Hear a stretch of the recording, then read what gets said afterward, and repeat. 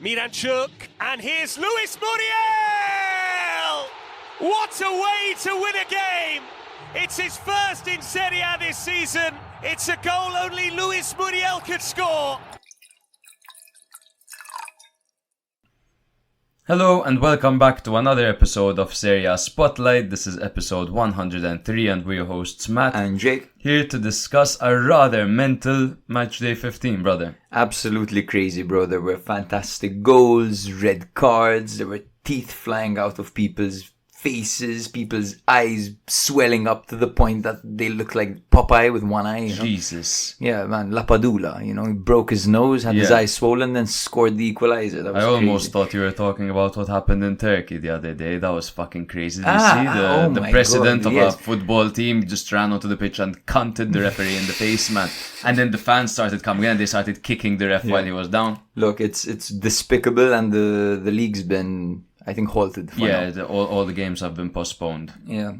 Not good to see. If it's on the pitch between the players, that's fine. But when the club owner or president or whatever runs onto the pitch and punches the referee, that's just crazy. And to be honest, the club should be punished for that because it's his club, quite frankly. Yeah. Our goal of the week this week was Muriel's against Milan. He channeled his inner Ronaldo, his inner Brazilian Ronaldo. He has this in him, and we've been saying. There was that one season where he barely needed 5 minutes to score a goal. He would come on. He's got this magical technique, but his fitness often lets him down as a player, quite moody. But that was absolutely incredible. That was the winner, naturally, and typically you see a back heel being scored like the same way that Zaccagni scored. That it's a square ball to him and he back heels it in. Scamacca's was crazy earlier this season as well through the keeper's legs, but this one through on goal at an angle and he back heels it in. Very, very sneaky, man. There's no way any goalkeeper would have caught onto that. And we haven't even mentioned Miranchuk on that goal who got the assist. The ball was glued to him. It's like scripting on FIFA. No, that happened. That was crazy. Shout out to Pavoletti as well. Absolutely. It was a tight debate between those two, man. Esela Metti. Segna Pavoletti, brother. Always. Madonna, last kick of the game. It was crazy, man. So many good games this weekend, man. And it always feels like by the time it's Tuesday, the Friday games are complete blur, bro. To me, the Juve Napoli game, not that it's irrelevant, but so much happened since then. It's true. And the highlights of this weekend have taken place after that game, Absolutely. Don't forget to follow us, guys, on Instagram, TikTok, Twitter, and YouTube, just to see our short snippets that we post. They're quite funny. And rate us 5 stars wherever you're listening, be it Spotify, Google, or Apple. One thing we haven't done in a while, brother, is mention our Fantacalcio. Yes, there's a reason I've not been reminding you. I've just lost to the girls. That's fucking crazy, I've just lost to the girls, and I think I'm the lowest scoring team in the league. I don't know what's going on. You're typically great at Yes, Fanta, I don't know what's going on, man. Injuries have really clarted me, and I'm doing terribly. I'm on 13 points in 8th place above the Renegades and the girls. Mintov's first, 26 points. You are currently 4th with 20 points. Draw second. Points. Well, yes. Wow, there are 3 teams. Oh, wow! 4 teams on 20 points. Yes, and I'm one of them. Very tight, huh?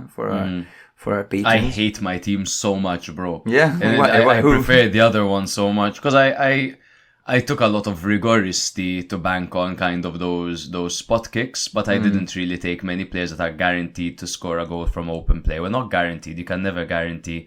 But I took Osimhen, so obviously I spend a lot of resources on him. My other team on the other one is so much better though, like Scamacca, Zirkzee, Çalhanoğlu, and you've got a great team. In fact, you're running away with it on the other one. Yeah, 5 points ahead. But anyway, guys, we do have a Patreon if you want to support our content. It's $3.99 a month. We've got a single tier, and it's to help us out, and the money will be reinvested into the podcast, the studio, trying to introduce film eventually, things like that. Once we learn how to withdraw the money, because for now, no, I figured it out. I filled in the form, and we can withdraw the money. Nice, it's there, but we might as well save it and keep it there. Yeah, but I paid for the new mic there, brother. But I'll pay you half. We'll don't worry, the mic will come out of our pockets. Nice. The patron list so far, shout out to these legends. We've got Mintoff, Mike, Luca, Alan, Andy, Matthias, Edward, Theo, Lena, Tonna, Anthony and David Mastrobattista. Legend. Baby. If you want to join the family, guys, get on Patreon. We'll add you to the WhatsApp group chat. It's a vibe, okay? Yes, as for the rundown, we're going to start things off with Juve 1, Napoli 0 in what was, the staple of this match day being Juve in second, and they actually went first place temporarily before Inter's game. Atalanta 3, Milan 2. In that, is it a Lombardy derby over there? It would be a Lombardy derby. And let's call it the Lombardy derby. Atalanta got the lead, Milan fought back. Atalanta got the lead, Milan fought back, and then Atalanta got the lead after a Calabria red card. Inter 4, Udinese 0. Çalhanoğlu once again on the score sheet over there for Inter. Roma 1, Fiorentina 1. 2 red cards for Roma over there in a feisty match where actually Dybala went off injured once again for Roma. Salernitana 1, Bologna 2. That's Bologna's first win away from home this season thanks to a doppietta by Zirkzee. Cagliari 2, Sassuolo 1. Sassuolo and the self-destruct button are a match made in heaven. Cagliari and a comeback are an even more accurate match made in heaven. Monza 1, Genoa 0. Monza left it late, but it was Dani Mota that got them the victory after his first goal in 16 matches. Verona 1, Lazio 1. Zaccagni scored against his old team, but Thomas Henry got his second goal in 2 matches in a row. Empoli 1, Lecce 1. Empoli did manage to get out of the relegation zone for a second, but now they are back in it. And Frosinone 0, Torino 0 is obviously the last game that we are going to be covering. Yeah, some bangers over there, bro. Lots of goalkeeping errors as well. Looking back at it. Lots of red cards and quite a few fantastic goals. So I think we should just jump right in, bro. I think so, and we'll start naturally with Juve Napoli. Get this one over and done with. No, it was a good game. It was entertaining. A rather tight affair. Juve were still missing Weah, who was replaced by Cambiaso. Typically plays as a left back, but he started as a right back in this game, and wow, he's a very versatile player. I've heard comparisons to Zambrotta recently. I like it. Danilo had his first start in 6 weeks, slotting into that back three alongside Gatti and Bremer. Finally, we could see that iconic back three for Juve. When I say iconic, I mean this season. Formidable, Formidable. Three tough opponents. Yeah, definitely. And Locatelli this time started in midfield ahead of Nicolosi. Good to see that his rib has gotten a little bit better. Oliveira and Rui were still out for Napoli, so Nathan was once again used as a left back, and this time Zielinski started ahead of Elmas, because last week for some reason Elmas started ahead of Zielinski. The game ignited after 20 minutes when Chiesa's dynamic runs down the left wing created chances, but Juan Jesus made a crucial block to deny Juventus an early lead. Napoli had clear chances to break the deadlock, notably Kvicha Kvaratskhelia. He had that dreadful one-on-one miss where he failed to hit the target with plenty of time and space, threw on goal, and he lifted the ball over the crossbar. That was so unlike him. He looked really amateur over there. He's typically he's not typically a player that thinks. Yeah. He's a very instinctual player, and over there I think he almost had too much time to think. That's exactly what I was going to say. Usually he dribbles his man and he has a split second to shoot, to get that ball towards goal. This time he got the ball, he was clean through, man. He had 1 second, 2 seconds, 3 seconds. Exactly. It's what the hell am I going to do? Is I got to bend it top bins. He fucked it up. Napoli and then had another chance, but was a remarkable save by Szczesny that denied Di Lorenzo from close range for what probably was the save of the season thus far. He did great to get back in position and deny the Italians close range header. It was kind of almost a Gordon Banks save for England in, I believe, the 1966 World Cup, was it? I wasn't around, bro, personally. No one was around when England won the World Cup, but I don't know if it was the season England won the World Cup. I don't know. Pele was on the pitch, though. The save was on him. Huh. Vlahovic had Meret beaten, but hit the post from just outside the area after the restart, but I believe the linesman heard the flagged offside over there, so that doesn't matter. But Juve broke the deadlock just 2 minutes later in the 50th minute. It was Cambiaso's precise in-swinging corner from the right, which found Gatti, whose powerful header found the back of the net, giving Juve a crucial lead. This guy is the man on fire, he's the man of the moment, he's the superhero, the rags to riches story of Gatti. The funniest thing about this is that it seems that his mistake against Sassuolo kicked all of this off. Yes, man. Yes, we also forgot to open our beer. We're just out here. Headphone users beware. You sounded like the video game guy from The Simpsons. The guy with the top, what's it called? The ponytail. Yeah. You were saying, I think he scored one of the worst own goals I've ever seen, and it seemed to inspire him and motivate him, and he hasn't looked back since, man. An embarrassing experience can either very much make or break you, especially on the grand stage. But Gatti, wow. And the thing that people aren't talking about is that he's actually been very solid defensively as well. Yes. He's becoming a bit of a Sergio Ramos. There was also Romagnoli for like 2 games in a row for Milan with the last minute goals. One of them was like a Ravusciata, but he didn't fall. It was crazy. And the other one was when I believe it was Suso and maybe Cotrone, and they were just passing and exactly. Napoli thought they equalised with Osimhen's goal after Politano intercepted Szczesny's wayward pass, but the goal was disallowed for offside. It was great work by Osimhen to score that, but was a definite offside. I was putting together the notes. I was reading an article and it said marginally offside, and that stirred debate. No. Did you see what VAR showed us? Like, absolutely. It was a mile. The guy was in another country. Like, Napoli attempted a late comeback with Di Lorenzo hitting the side netting and Szczesny making crucial saves to secure the narrow lead. So Juve actually momentarily went up to first. Napoli struggling, but one thing I want to address is Mazzarri's baptism of fire. His first game for Napoli after the international break was an away victory against Atalanta, 2-1. I see that and I get so pissed off as a Milan fan. Yeah. And then a trip to Madrid shortly after where they lost 4-2. And then they hosted Inter and lost 3-0. And then they went to Juve and they lost 1-0. So one thing I'm noticing over here, a bit of a trend, is maybe their goal scoring abilities are nowhere near what they used to be last year. So obviously it's clear to see that defensively Napoli are better. Yeah. Since Rudi Garcia's sacking, or rather Mazzarri's employment. What is also clear is that there aren't any clear offensive patterns.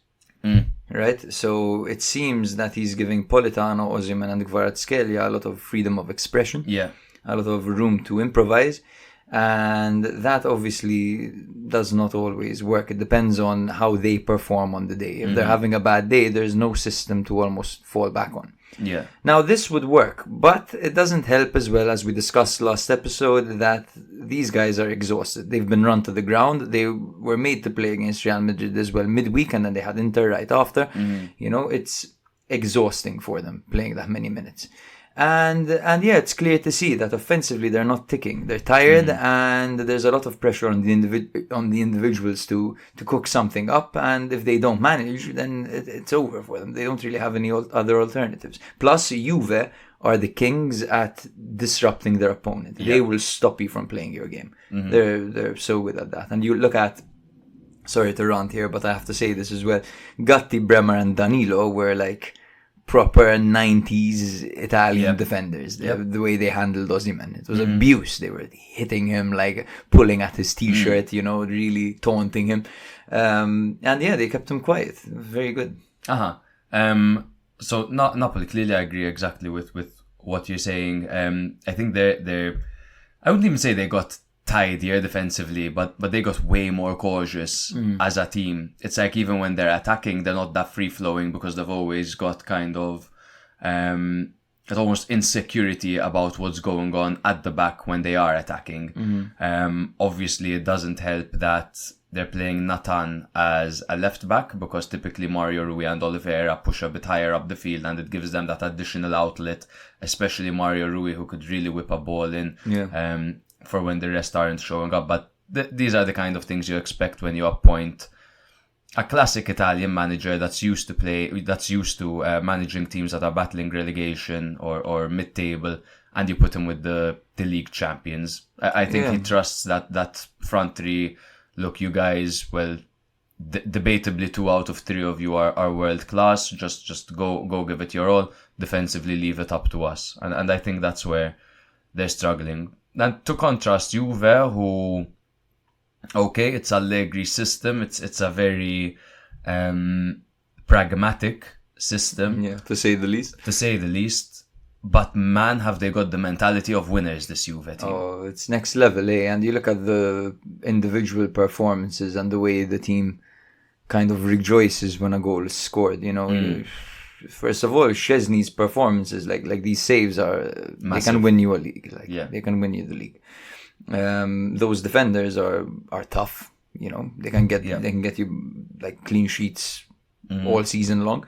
And when you have a striker like Vlahovic who's off form and everything is going against him, and he should be sulking and he should be so annoyed with himself and upset and pissed off and moody, like you see him celebrating so passionately when his teammates score. It just goes to show that this team definitely has this team spirit about them, and that Allegri has really created a unit that is pretty much, you know, tough, man. They're tough. They're keeping up with an Inter side who's much better than them on paper, and they're right there with them. Yeah.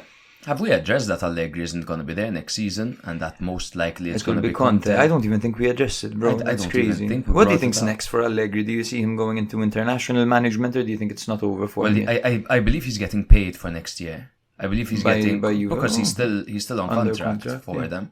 That being said, I think he'll take the year off. He'll probably take the year off, yeah. Then it's interesting to see what he'll do after that. Milan he returns home.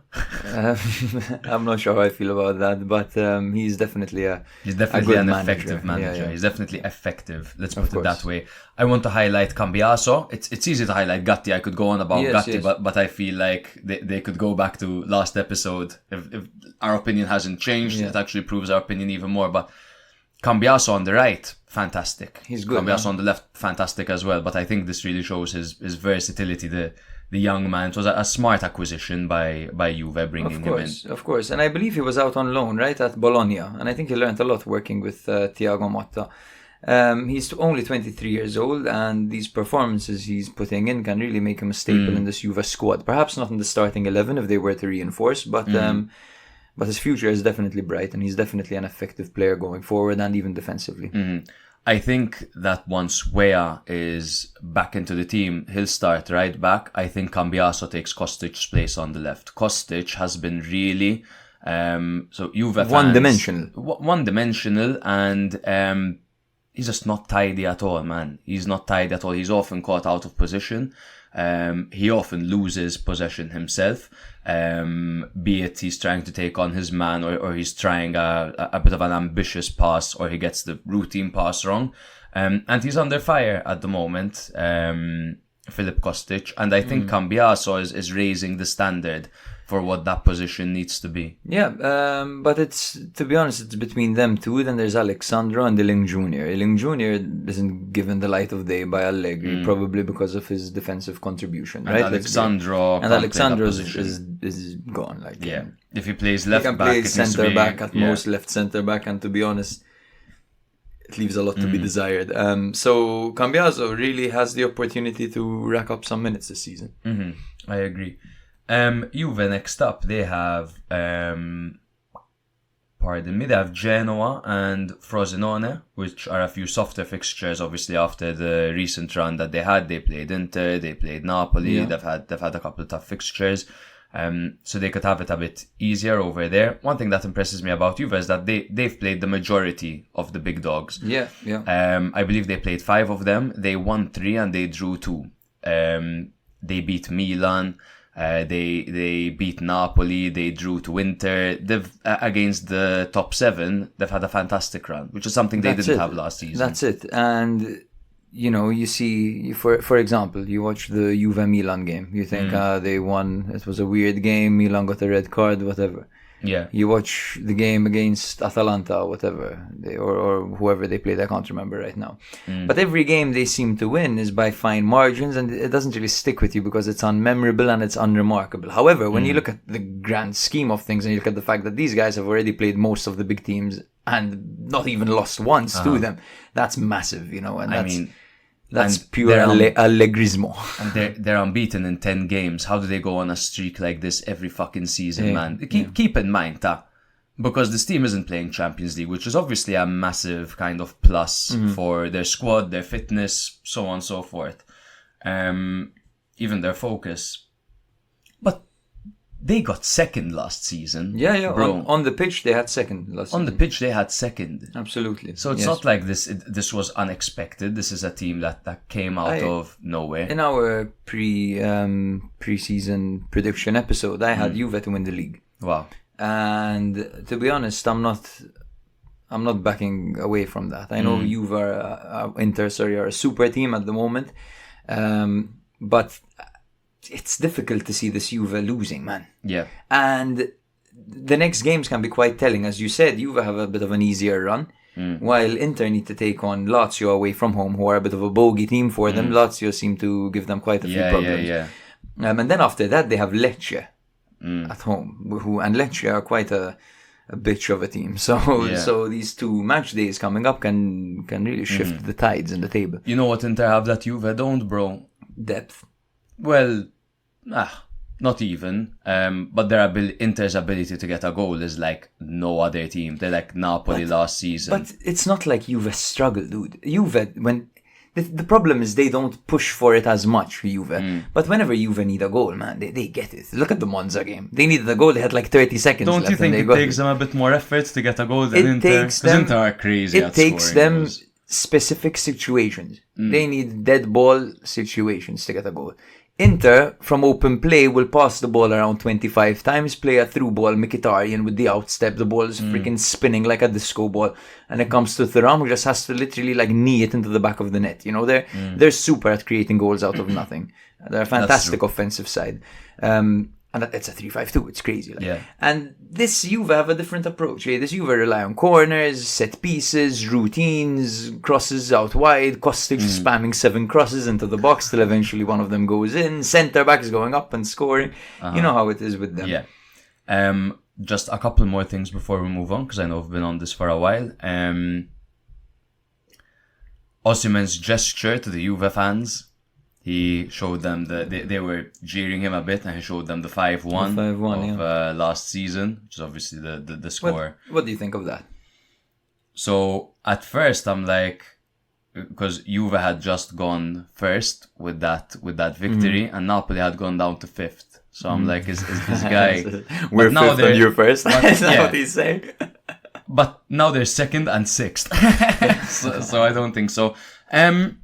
Salty, clearly letting it get respect to Osimhen, obviously, but I think when you show a reaction like that and you're like gloating about the past, it's like it's so irrelevant. It's such an irrelevant argument that you beat them 5-1 last season because you were just there and you lost. Yeah.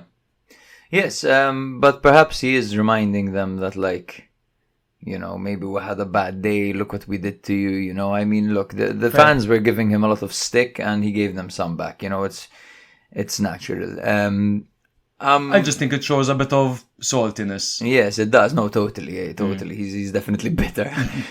He's won the African Player of the Year. What is it? I mean, it's not surprising. He had one hell of a season last season. Yeah. But. Yep, I think we can move on from that, not without a quick round of applause for Wojciech Szczesny, even though naturally he did make a mistake that could have caused Napoli to equalise, but that was offside, so they spared him some blushes over there. Juve are in 2nd, just 2 points behind Inter, really putting the pressure on over there. Wow, I just noticed Inter's goal difference is a positive 30. That's fucking ridiculous. Donkulous, man. Wow. Napoli in 6th on 24 points. Jesus Christ, they are 14 points behind league leaders Inter. Yeah, and last season Milan had the worst title defense ever in Serie A, no? So we'll see if Napoli can take that a year later. Yeah, so far they're outdoing them. But to be honest, their tough run, Napoli, has come to an end, and maybe now is the time for them to really settle and start to put some things together, you know, start to find themselves a bit more. But yeah, we can move on to Atalanta 3, Milan 2, bro. We can skip it if you want.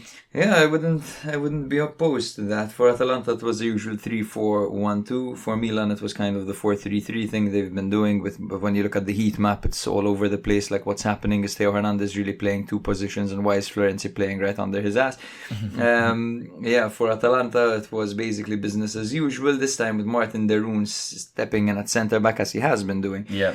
Due to their injury crisis over there, he was with Jim City and Scalvini at the back. Coop Miners was in the trequartista position, and De Ketelare and Lookman started up front together. For Milan, it was Samuel Chukwueze starting out on the right, Musa starting in the middle with Reinders and Loftus-Cheek, and of course Florenzi in left back and Theo in centre back, as has been the case recently. Of course, once again, Leao still injured naturally. He was meant to be in the squad and he wasn't even called up. He's apparently back for the Champions League fixture tomorrow, or today We'll if see. you're listening to this in the future. Yeah, my prediction is that Milan beat Newcastle, but the other game ends in a draw, so Milan don't go through. Milan need Dortmund to win there because they're already through. Milan need Exactly. Dortmund to win, so hopefully Dortmund prioritize first place. Look, bro, what are Thursday nights? Thursday nights! Our Europa nights. Fucking, we move. Bring brother. it on. Bring we it move, on. We move. Bring it on. Yes, bro, this game was an intense back and forth struggle, to be honest. It was an emotional roller coaster, and it really showed Atalanta's resilience. And that backheel strike by Muriel in the 95th minute really sealed the deal for Atalanta. The celebration had me chewing the remote, man. Chewing the remote. He's running in circles, like, flailing his wrists around, like, I can't believe I've just done that. I can't believe I've just done that. He couldn't believe it so himself. much, man. Yeah. The match kicked off with Lookman, of course, netting for Atalanta, and then Giroud had the response with a header on a corner. Lookman's goal was kind of a weird deflection that saw Manyan diving out of the way, deflected off Tomori and found its way into the back of the net.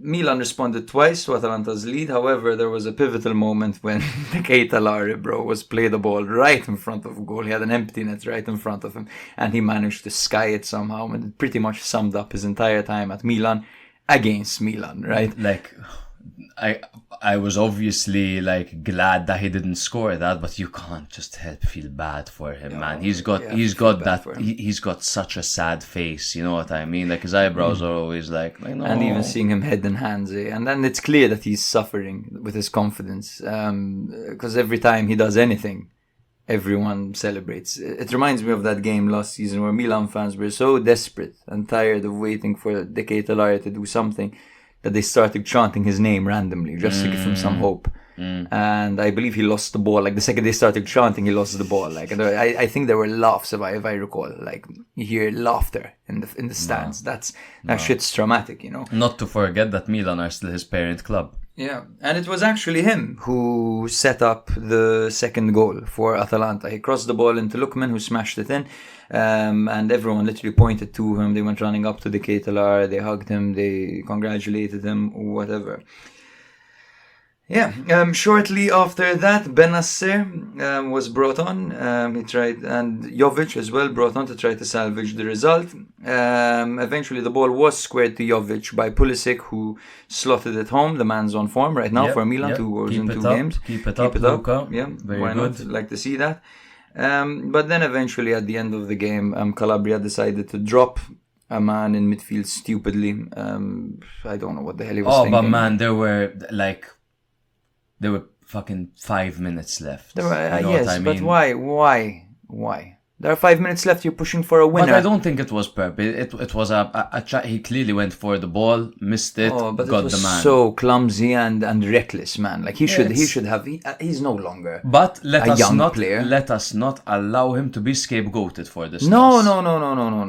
Definitely not. But that was definitely a stupid thing to do.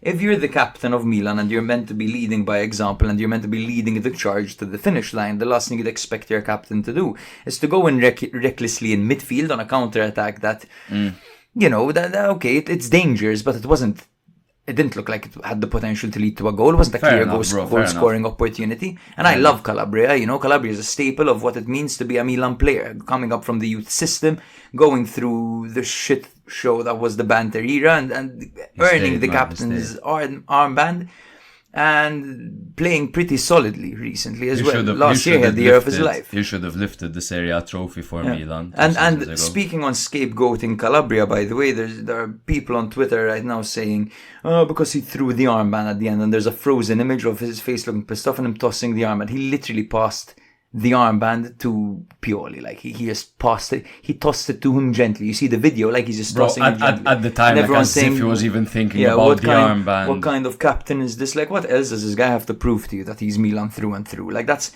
something I won't ever question with Calabria. It's just that decision, man. His decision making sometimes is woeful, and that was horrible. And that's what eventually cost Milan, because suddenly you've got a depleted defense and you're a man down. And you've got these guys running at you, Atalanta, who are breaking Milan down so systematically with their passes. It was almost like they knew exactly where the gaps were going to be, man. And you have Scalvini charging, he takes a player out of place and then he passes the ball into the space. Like, they're picking the defenders out one by one, passing their way to the How does everyone else beat this team? Because when Milan come up against them, it's like... Maybe they have their defenders available. That's probably it. But yes, that fantastic bit of improvisation by Miranchuk and Muriel at the end of the game was just incredible. And it was a deserved victory, to be honest, by Atalanta. I thought so. They were always in the driver's seat, man. Like, Milan clearly had to up a gear in order to match the performance of Atalanta over here. Shout out to their fans who were fucking insane during this match, man. And they're, I don't know if you noticed, they're expanding the Gewitz or of Gewitz course, Stadium. It's behind Mike's goal in the first half. That was rather quiet. It's under construction. Rather quiet. It was dead, like, obviously. They're gonna increase their stadium capacity, and that's a pretty good thing, because Atalanta actually do have quite the following. Yeah. But I don't know if there's anything else you want to add from this nightmare of a game. I mean, I think you know what I'm gonna say. I think you know what I'm gonna say.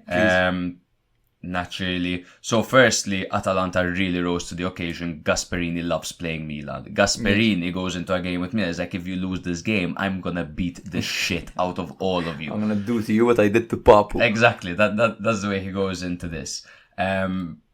Scalvini again. Scalvini. That one particular moment where he's always rushing up the pitch, but in such a calculated manner. He's like an arrow running up the pitch. He runs in this straight line.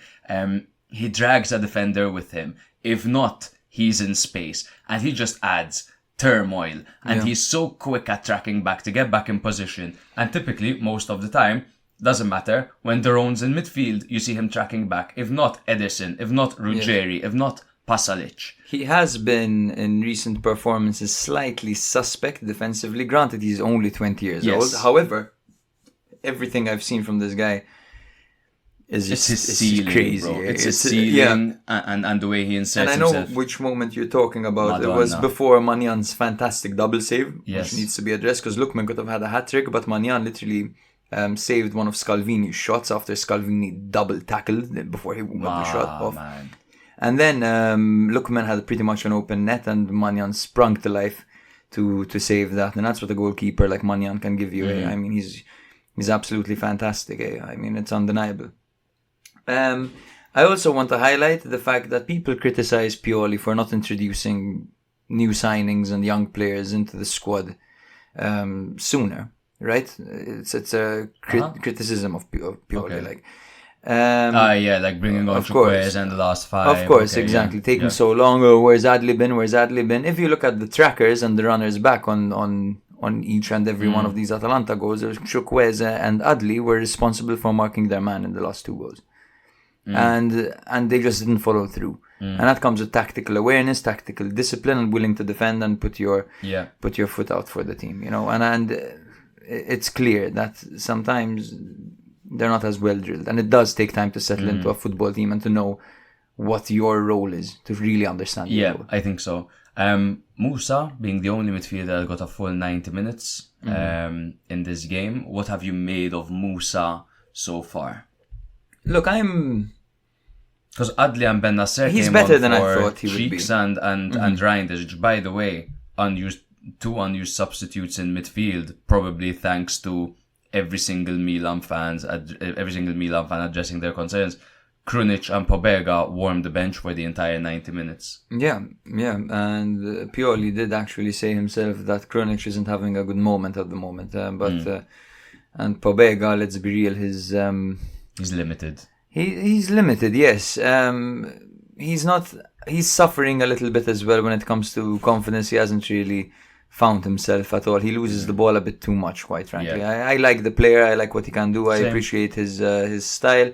Perhaps I think this is a little bit too high for him as a level at the moment. I think he could benefit from another loan, personally. Yeah, I think so. But Musa, yes, for me is an interesting hybrid, right? I kind of like when I see him out wide. I don't mind it. I don't hate it when I see him out wide.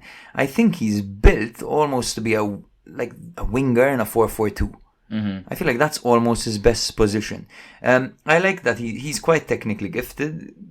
To be honest, he's only 21 years old, so his ceiling isn't that that worrisome. He's all right. Like, he's doing fine. This is his first season in Italy, and he hasn't blown me away, but he hasn't disappointed me at all. But yeah, he brings something. It's mainly industry and speed in midfield and a splash of technique. Yeah. I think Reinders to me has been quite disappointing over the last 5 matches, I think. Yes and no, because his skill set and his ability is clear to see that he's a good player. It's clear to see. It's his attitude that's disappointed me. His unwillingness to pass the ball in the final third and to really pick out a teammate when he should. If he has a sight on goal, the guy's going to shoot. He's really hungry, thinking about himself, man. Yeah. And that's not good. Yes, sir. Shall we move on to Inter Udinese? Yes. Inter, they put on a spectacular display against Udinese. Udinese's only victory is in the San Siro against Milan this season. Yeah, and then you have this game where everyone and their mother scores. Exactly. This is the second time they visited the San Siro, and both went very different ways, naturally. A 4-0 victory to go back in first after Juve's momentary overtake. I'm emming so much, I'm going to stop. Inter had Bastoni back, but they missed Dumfries, De Vrij and Pavard, meaning the back three consisted of Bissek, Acerbi and Bastoni, whilst Darmian played as a right wing back after often recently being used as a right centre back because of their injuries. Whereas Udinese, they still had rather Bijol, Davis, Delafeu, Semedo, Brenner and Ebosse on the treatment table. Now the floodgates opened in the 30th minute when Çalhanoğlu converted a penalty after Newman Perez fouled Lautaro Martinez in the box. That's 6 penalties out of 6 this season for Çalhanoğlu. DeMarco doubled the lead 5 minutes later with an angled drive across the goalkeeper Marco Silvestri into the far bottom corner. That's his typical outside of the boot shot that drives across goal. Yeah. The onslaught continued as Thuram added a third goal just before half-time, finishing off a 21-pass build-up. He's just always scoring after over 20 passes. Thuram with a tap-in following a brilliant Mkhitaryan ball that, to be honest, really should have been picked up by a defender, but great ball nonetheless. Now, by half-time, Inter had 76% possession, 15 attempts on goal to Udinese's 2, and they had a commanding 3-0 lead. In the second half, they continued to control the game. Udinese had a goal disallowed for offside at a point, and Sommer made a couple of routine saves to keep the clean sheet. And then Lautaro Martinez put the final stamp on the victory with a powerful strike from outside the box in the 84th minute, after winning the ball back from midfield and bringing the ball up himself. I mean, what the hell are you gonna say? What can They I absolutely destroyed them. Everyone was What brilliant. can I Bissek stepped in and looked amazing. Darmian transitioned so naturally and gracefully from centre back to wing back and right wing back, whatever. He was amazing. Çalhanoğlu pulling the strings. Mkhitaryan showing that he can still get assists. DeMarco highlighting his prowess. Lautaro still on course to break 30 plus goals a season, and how Thuram showing that he's probably the coup of the season as a free signing coming in and just fitting in so Worldwide, effortlessly. Yeah. Apart from And this Inter team is just incredible.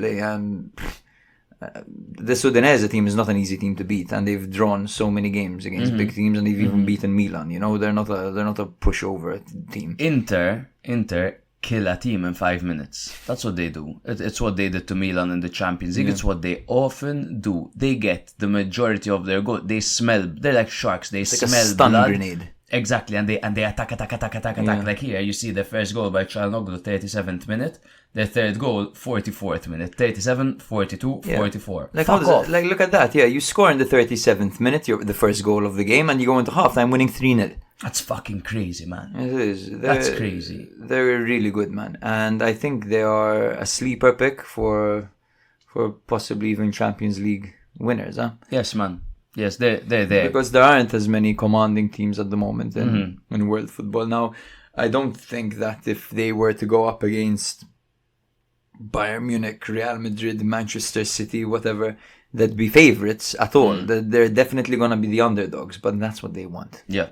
That's what they want, man. They Jake, thrive in that setting. I enjoy watching Inter play so much. I can't say the same.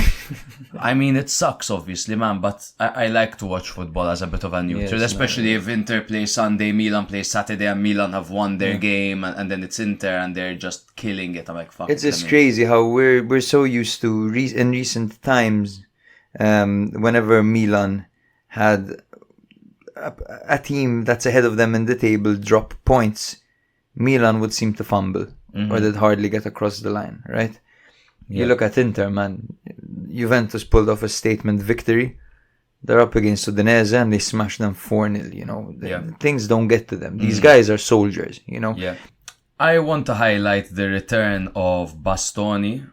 Kind of forget what a great centre-back this guy is because he's been out for a while. And much like Scalvini, he's a ball-playing centre-back in a back three. Here you see he's back with 96% passing accuracy. He had a key pass and 5 successful long balls. We were talking about how Inter's defenders insert themselves in the midfield, and I think this guy, he's the one that can do it best for Inter. Of course, Acerbi did it while he was gone. Yes. He was charging up and down the pitch like a horse. Bastoni's got them legs, and he can... He could instantly dart into the attacking third. Bro, it's a great thing that Scalvini's at Atalanta because Inter could easily sell Bastoni for like fucking 50 million, and then if Scalvini was at anyone else but Atalanta, poached him for 20. No, Scalvini needs to come to Milan. Yeah, no chance. Scalvini, bro, isn't going anywhere for under 40 million euros because he's owned by Atalanta, and Atalanta know how to run business. They understand. Bro, I'll make a donation for him. That Scalvini is Italian, Scalvini is young, and he's got many minutes under his belt. That's a 30-40 million euro player. And he's so cute, bro. No, I hope he doesn't get an injury because the way he tosses himself into these situations, and he's just 19 years... Wait, but this is Inter, so I'm going to stop. Bro's got a crush. Lautaro, like, I thought he hadn't, like, scored in a couple of games, you know what I mean? But that's his 14th goal in 15 matches. Bro just fucking won the ball back in midfield, charged it up, he's like, fuck it, I'm shooting from distance, and he... obviously got the 4th goal over there. Every Lautaro celebration is immaculate. Yes. He like rises on the stands, opens his arms. The fans are like right in his face, banging his teammates around. And it seems to take longer than other players' celebrations. It's almost like Lautaro is the embodiment of this Inter team. He's almost immaculate. He's a godly figure almost at the moment. He's the face of their team. He is, man. Wow, like his form has been stupendous, and apparently he's gonna renew. Madonna, man. He's gonna be one of the fucking legends of this Inter team. If he gets a second Scudetto for them, especially, man. And obviously they have a Champions League final with him. I can't believe Allegri's our only hope. No, bro, fucking Graham Potter as well, apparently. Graham Potter. Who played a lovely brand of football at Brighton before De Zerbi. Brighton were doing great with Graham Potter before De Zerbi. He did shit with Chelsea. And everyone does shit with Chelsea. But anyway, Inter, first, a goal difference of 30, which is mad, obviously. Udinese 17th, level on points with Empoli in 18th. They're in trouble this year, Udinese. Yeah, and it's weird because they have a good team. The problem is they didn't get many wins, right? They started off really badly and they were just drawing every game. And now Cioffi needs to try piece the things together again. Samardzic over here, by the way, he played against Inter, who he pretty much signed for last summer. Yeah. By the way, bro, Lorenzo Lucca goal next week. Yes. I'm telling you from now. He's going to score for sure. Let me tell you who they're playing against because I can feel Sassuolo, bro. It's going to happen. Lorenzo Lucca goal against Sassuolo. Then this time actually play him on Fanta. Mush gets 2 goals and he's on your bench. I'm playing him, don't worry. I did my thing today. Okay. Now, we can, I think, discuss the Roma 1 Fiorentina 1 game. Yes, a boxing match. This was. It was an absolute boxing match, one of the many this week. Roma looked to be at perhaps not full strength, but pretty much there. They had Lukaku and Dybala up front. They had Christensen, who has been awarded another start after that brilliant performance. As we predicted. Yep. Zalewski out on the left, and then the usual 3 at the back of Mancini, Llorente, and Indica. One of the 3 Christensens in Serie A, and they all play on the right. And that's so confusing, right? Which is your favorite one? Either this one. I like this one. Lazio's is good as well, but he hasn't quite cemented himself. The Bologna one's lost for now because he really hasn't shown anything. Yes. But he's coming up. Yeah. He's coming up. But this one's my favorite. Yeah, this one's a workhorse. It's fun to work. This Chris over here. But yes, for Fiorentina it was Mbala and Zola up front. Lord knows why. Bonaventura in the pocket, of course, with Duncan and Arthur in the Regista position, the double pivot. And Coyote started on the right as the right back, who's a very promising player. Luca Ranieri was at centre back because I think Milenkovic must have not been fully fit because Milenkovic was on the bench and he actually got sent off from the bench and he was against me on fantasy football. That's crazy. Yeah, crazy. It didn't go through, but anyway. Can I ask you a question before we get in? Where's Nico Gonzalez? Is it happening again? Is he once again emotionally unavailable? No. He came on this game. I'm sure it was a tactical decision, or maybe I don't know. He hadn't been performing against well. Roma. Their key player. They're struggling for goals. Honestly, if Cagliari can keep Luvumbo on the bench for 65 minutes in a must-win match, and they keep the likes of. Okay, maybe you tell me Pavoletti always scores at the end and he doesn't have a full 90 minutes in him. Okay, so they have Pavoletti, Petagna, Luvumbo, Eldor, Shomorodov all starting on the bench. Then clearly there's something about an impact sub, right? Because you bring on Nico Gonzalez into a game where everyone's been running for 70 minutes and suddenly you're introducing this rabid dog of a South American fucking bull. Yeah, he's aggressive, bro, and he presses and he fights for every ball and he's good in the air. So maybe it's not the worst idea to bring him on late into the game. In place of Djorko. In the place of Djorko, who's absolutely blind. But yes, let's get into what happened this game.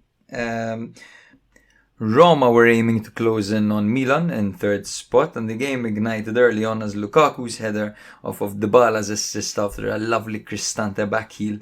Was it a back heel? It was kind of a forward pass, I'm not sure if it was a sideways pass, not a back heel pass. A sideways pass to Dybala, who crossed it in brilliantly to Lukaku, who headed it home. And that was the early advantage Very for good goal Roma. by Roma. Lovely goal. Lovely team goal. They just turn the pace like that when they have the ball on the pitch. But, of course, that wouldn't last very long as Dybala missed a clear opportunity shortly after Zalewski played him through. He was on the penalty spot. And he fucking missed. He didn't manage to convert, whatever. Shortly after that, in the 25th minute, Dybala was substituted with an injury. Didn't look too serious from his face, judging by the look on his face. But it's a shame to see what's happening to this player. Yeah, but I think I feel like it's the same thing Milan kind of do with Pulisic, where if there's a slight concern, take him out. Protect him. Take him out. Protect him.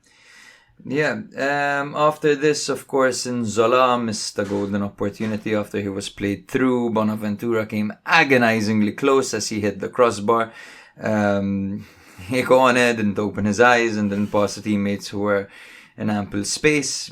And then later on in the second half, that's when tempers flared and everything just really picked up, Yeah. So first of all, Zalewski got sent off. Yep. He got sent off. It was a double yellow card. Quite naive by the player. Just before that, Dybala's replacement, Azmoun, went off injured. Of course, Came yes. on. That's how it's a curse. It's the position that must be a problem. Yes. So Zalewski tends to be a little bit naive at times. yes, of course, he's still young, right? He received a red card. Then Fiorentina increased the pressure, and their goal-scoring centre back, who's an absolute joy to watch, Lucas Martinez Quarta, headed the goal like with one of those backwards flicks into the back of the net. Dude, Martinez Quarta is just running all over the place. If Fiorentina are defending, he's there. If they're attacking, he's there. He's just everywhere, going up and down, man. And he's got great technique for a centre back as well. He really does, man. He really does. And that eye for goal he has. Yeah, just pop him up front. What are you doing playing in Zola? Honestly, man, this guy's goal prowess is so much better. He might be one who Inter could poach. Perhaps. If they want Especially another with centre back who advances. They need to buy a defender in January, but unfortunately their funds, I'm not sure if it would allow them. So Quarta came close to a personal brace later on, but he didn't manage to get the ball over the line. And the temperatures rose even further as Lukaku, who would have been clean through on goal after a long ball, his first touch failed him. Mm-hmm. He was dispossessed. The ball was played to Kwame on the wing. Lukaku tracked back the entire way, head down, running at full speed, just charging at Kwame.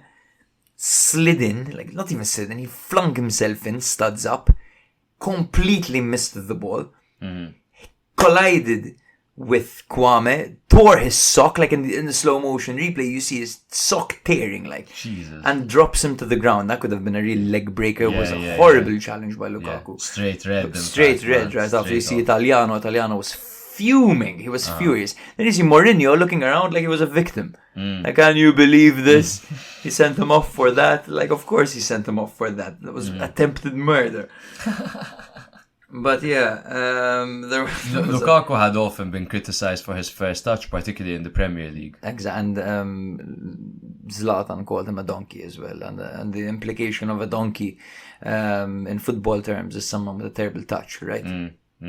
Or someone with low IQ, rather, as a football player. But that's definitely not Lukaku. He's a very, someone very that intelligent lacks player. technique and lacks elegance, so to say, a donkey. Yeah, that's pretty much spot on. There were nail-biting 7 minutes of stoppage time added.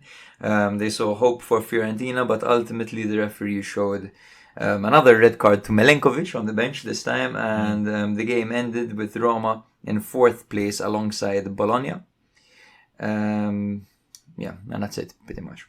Yeah, I think Fiorentina, so Roma as well, similar to what we said about Sassuolo, even though I haven't even addressed that game yet. There was a self-destruct button over here, and that was caused by, let's say, I wouldn't even say inexperience by Zalewski, because he has seen the stage now. He got a lot of playing time last season, so disappointing for him to get the 2 yellow cards in the manner in which he got them. I think that really threw his team under the bus, and in fact, the first goal for Fiorentina, their only goal, came just 2 minutes after. But I think Fiorentina, once they went down and they knew that Roma were going to be very pragmatic moving forward, Fiorentina brought a fight. They turned the heat up themselves in the game, and they made it a fight. Roma fought, and Fiorentina managed to get back into the game because they did manage to get their players sent off. Yeah. So I think if you can't beat them by being the better team, then beat them by making it a scrap, man. And they managed to make it a scrap, and that's how they got a point out of this Absolutely, game. Man. But I'm not sure if it's Italiano's system. We've discussed this heavily and in great depth. I just can't understand how Fiorentina have so much of the ball and seem to push forward so much and to create so much, but nothing's converted. And it's like the strikers are always isolated. They can never. But see if they the want ball. that to be better, why don't they play Nico Gonzalez for a full 90 minutes? I'm sorry I'm going to say this again, but like Icone, he's nowhere near the level Nico Gonzalez. Nico Gonzalez can even score headers, for example. He scored multiple headers this But maybe season. that was the thing. Maybe he wanted someone to play further away from those centre-backs, considering the absolute sheer size of Mancini, Llorente and Ndika. But okay, so... But he did win a With header all at due the end, respect. Nico Gonzalez. So Bonaventura had a good goal-scoring opportunity. He had this... The shot was on, like... And instead of shooting, he seemed to chip the ball. And the commentator went, why did he chip? And all of a sudden, out of nowhere, Nico fucking flies and his heads That's what it. I'm talking but, about, man. But Patricio saved it, yeah. Patricio had a good game. He did have a good game. But my thing is... Maybe he wasn't fully fit, bro. There must be a reason he's benching one of his best players. You know? It could be. Unfortunately, for some reason, I don't have this information because I look it up and fucking nothing. I mean, we're not gonna know. But Inzola. Yes. Not a fan. So, same, right? He has qualities that I'm a massive fan of, right? But I'm not, personally. I think that for a Come lowly on, team... we know what you know what I'm talking about. Yes, but it's that not... game for Spezia, yes. the strength, the hold up play. He has qualities that when he's on, I am a fan of. Look, man, But Inzola that's not my major single-handedly point. relegated Spezia and then moved to Fiorentina. I wouldn't say single-handedly. He missed the was penalty in the playoff. Well, but he was their top scorer for fucking 4 seasons in a row in Serie A, 3 seasons in a row. He helped them survive for 3 seasons. But like Inzola, like you're saying, he's not very refined up front. He doesn't have certain technique. I think Zlatan could have very much aimed the offense he threw at Lukaku at Inzola. It would have a better place over there. So he needs players around him. If he's going to play with his back towards goal and if he struggles to get goals, he needs players around him that can finish. So okay, he's got Bonaventura behind him. Then he's got Icone on one side, who double the point I made about Inzola is applied to Icone because, like you said, he doesn't open his eyes. Oh man, he had Bonaventura wide open at one point, wide open, man, and the pass was so on, and he had so much time to play it, and he just didn't look up, man. He was looking at the ball the entire time. Like, you're 25 years old, you've been playing football professionally for how long, and you don't look up there? So I think I would be pissed off as a Fiorentina fan to see Nico start, and also like Beltran not coming on earlier, for example. Yeah, you look at when was fucking 1 second, 72nd minute he was brought on, Nico Gonzalez for Icone. Yeah. So clearly, I think it must have been a fitness issue, and I think Beltran, yes, is injured, by the way, so he was unavailable for this This one. year he's on the bench. But I think he's just recovered, so he didn't bring him on for that reason, because he was sidelined for a bit. Could be. But yeah, again, man, maybe the whole Inzola playing 90 minutes thing was to match the physical power of their centre backs, but I don't think that. I think the centre backs were too intelligent and too experienced for Inzola. They didn't show him a second, and the one opportunity he had, he didn't make the most of it at all. And when it comes to the wingers, they left a lot to be desired, and even with 9 men, they seemed to really struggle to crack this Roma side.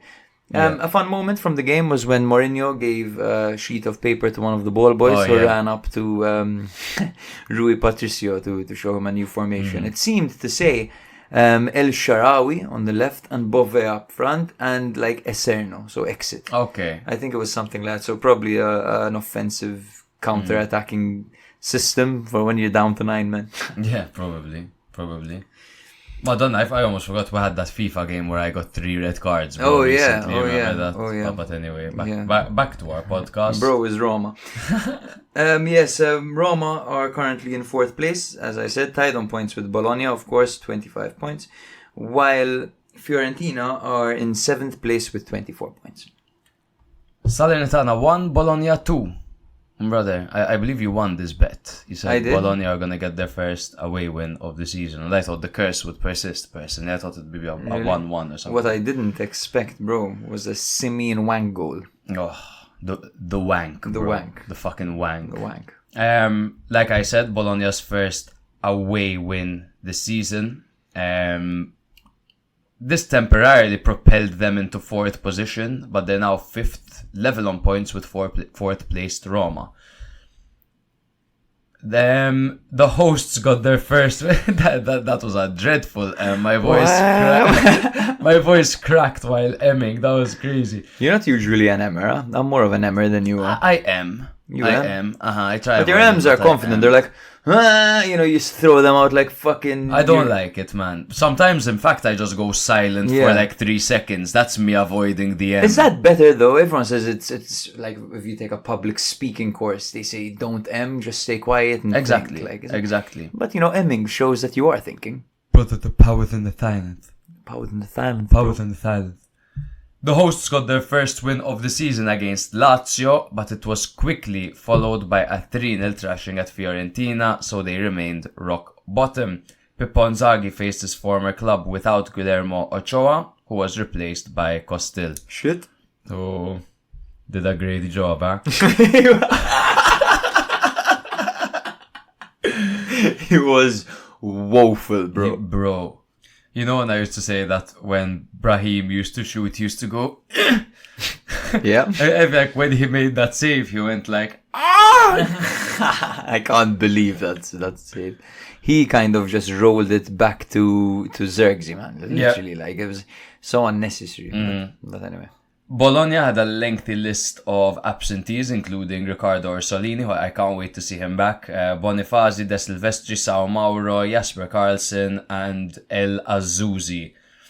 Now, in the opening minutes, Bologna took the lead through Adadan Joshua Zirkzee, capitalizing on a weak save attempt by Salernitana's goalkeeper, Costil. It was a Stefan Posch strike, low, soft. Now, a save he could have easily hung on to, I feel. But he really made a meal of it. He was way off his line, so he had less reaction time for a really slow shot. And on impact, it's like he just rolled the ball to Zirkzee. Just a really, really amateur kind of move. It's like he's never gotten down low to save a shot in his life. So Zirkzee, easy goal for him over there. And it's not like this keeper isn't match fit, because he was playing in France last season. He had 19 appearances in France. And the season before that, he was even with Bordeaux, where he got 25 appearances. So this guy's used to playing. Like, he hasn't impressed me too much, Costil. Not so much. He's also 36 years old, so he's no spring chicken.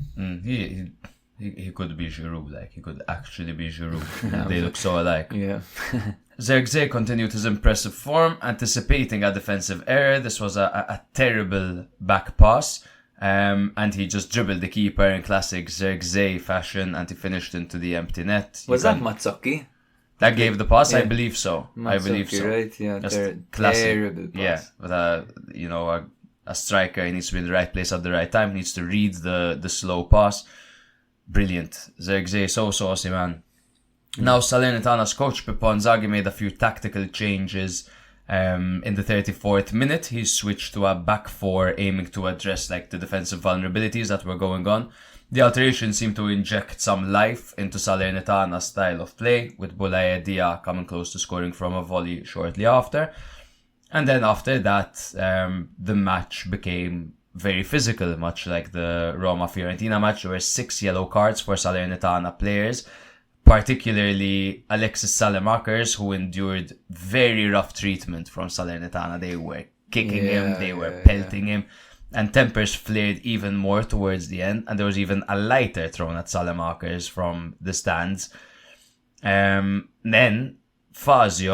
Salernitana's Fazio was sent off for a dissent towards the closing moment. So Salernitana, rock bottom, them and their curva and all of this, they really, really lost their cool towards the end of the game. Much like Fiorentina, they tried to turn it into a scuffle. Right? Salernitana are lost. They need their fans more than anyone right now. Ideally, probably, you look at it, the teams fighting for survival are the ones whose fans can really influence them the most. Yeah. They can make the environment hostile.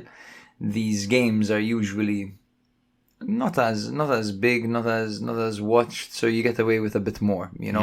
Yeah. If it's a Juve Inter game, for example, you can't be as reckless as a fan, like as a fan base in front. But on this kind of scale, you get away with it.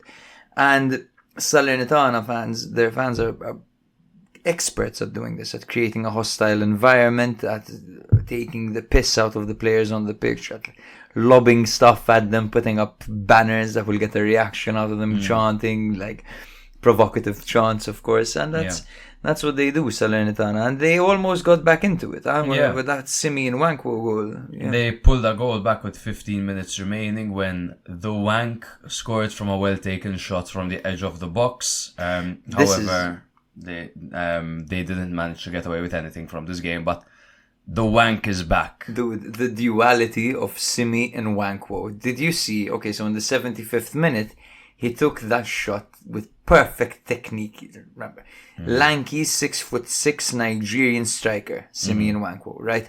When he shoots the ball, this guy has to fold himself in half to be able to aim it accurately. He is a really interesting player to watch. He executes that shot with perfect, flawless technique first time to the bottom right corner after Kandreva plays it to him, right? And then in the 90-something minute, he's played the ball. It's an even better chance than the first one, and he has even more time to think about it. He shoots it, and it's awful technique, misses the target. It looks like it was his first shot ever, like.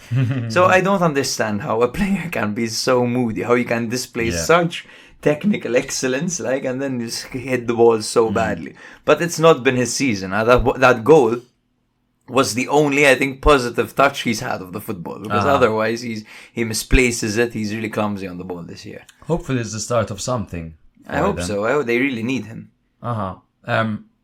How much of a level below are Salernitana this season? Then the rest. Then the rest of the 19 teams in Serie A. Honestly, it's not that remarkable a difference. Like, it's quite tight. They're still very much alive. I believe they're on 8 points. In 15 matches. Yes, they're on 8 points. But then you look in, like, you know, Udinese are out of the relegation pool with 12 points. Not so doable. Like, I think when it comes to quality, if you look at their rivals, you look at, okay, Cagliari have a lot more spirit than Salernitana do. Sassuolo have more technical ability. They're more gifted. They're more skilled. You know, they're better players. Udinese also have better players, and they can be quite tight and difficult to break down. Empoli as well look like they're better drilled, and they are more tactically apt than Salernitana. And then there's Hellas Verona, who I think are pretty on par with Salernitana, but they're also a tough nut to crack at times. For me, Salernitana are probably the worst team in the league. Yeah, probably so far this season. I want to make a correction. It wasn't Mazzocchi who made the error. Who was it? It was Lovato. Lovato played the ball back. Mistake. Oh my god. Yes. Okay. Yes, Lovato. In fact, he got a grand rating of 5. Because it was played from Mazzocchi's position. Yeah, from the right-hand side. But to be honest, quite closer to the box. Man, I think Salernitana, one thing they lack is you can't say that they lack spirit, because they do have spirit as a team. But it's like their players, none of them are consistent. And it's like many of their key guys seem to be new. So you have Kandreva, poor guy, he's no spring chicken as well. Like, he's 36 years old, you know.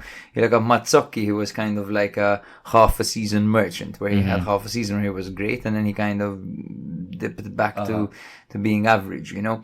Bulayedia doesn't even want to be there anymore, so they've lost him. So they've brought in Ikumwezi, and all the pressure in the world is on him. Legovsky wasn't there last season. Bradaric is bang average at the moment. You know, the defense leaves a lot to be desired. Without Ochoa, they have a goalkeeper who's a bit of a vulnerability. Their manager his level is probably Serie B. You know? That's one thing I want to address. I mean, I don't want to shit on a manager too early. Yeah. But like, you're struggling for survival, and you bring in Pippo Inzaghi, who's been in one relegation battle with Benevento, and he lost. Yeah, I mean, is this the time to have so much faith in a manager? I think, like, Sousa had shown us what he can do with Salernitana. He improved Davide Nicola's side, and I'm not saying that it's excusable that he had such a shit start to the season, because if you need to sack your manager, you'd sack your manager and inject new life.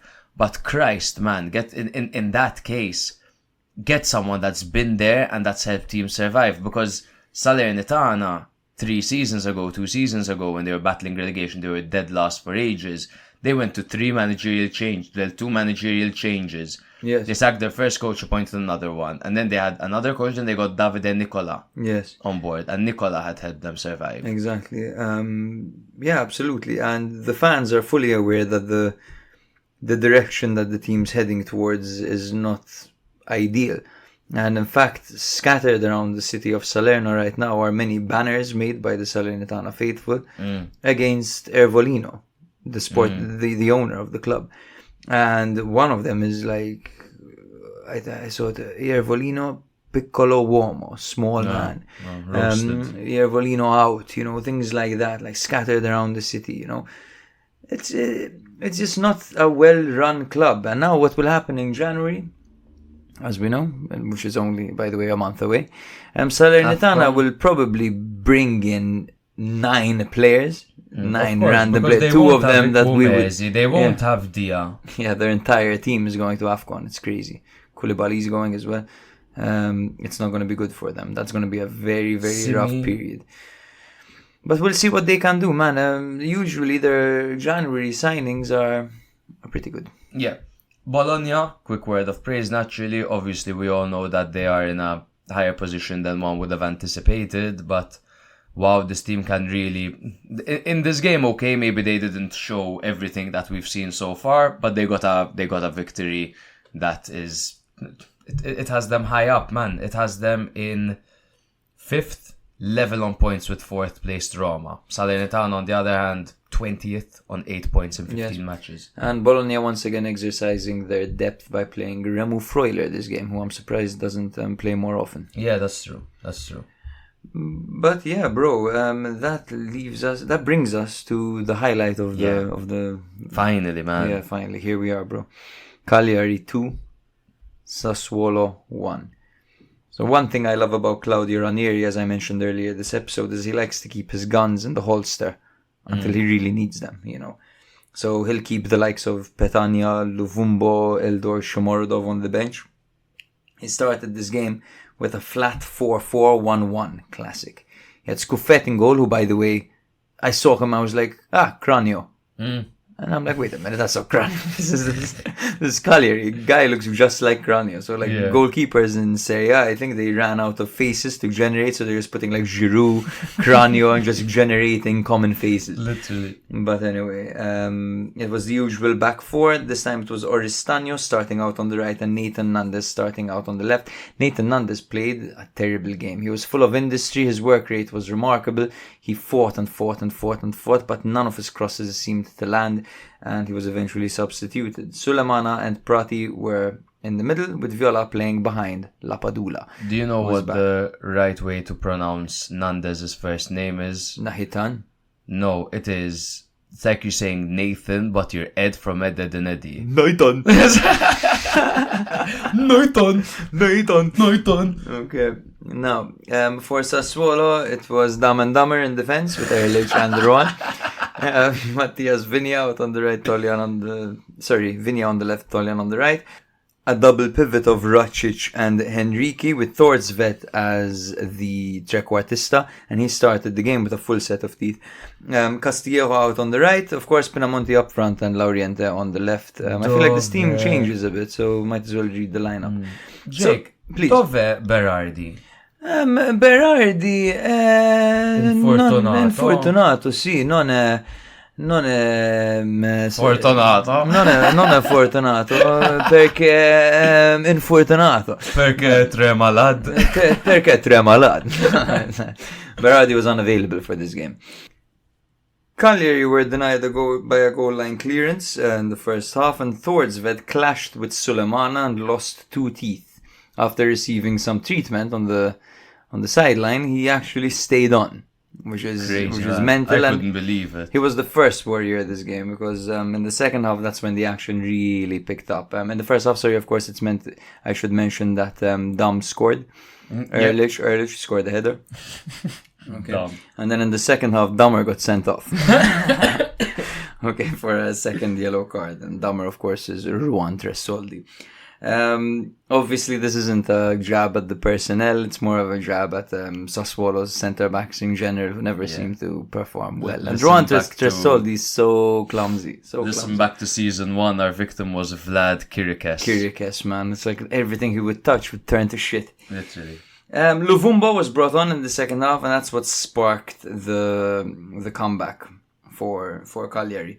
As he was brought on, the second he was brought on, Vigna's job seemed to be hit him as hard as you can. Yeah. Affect him. Make this guy uncomfortable. Don't let him play confidently.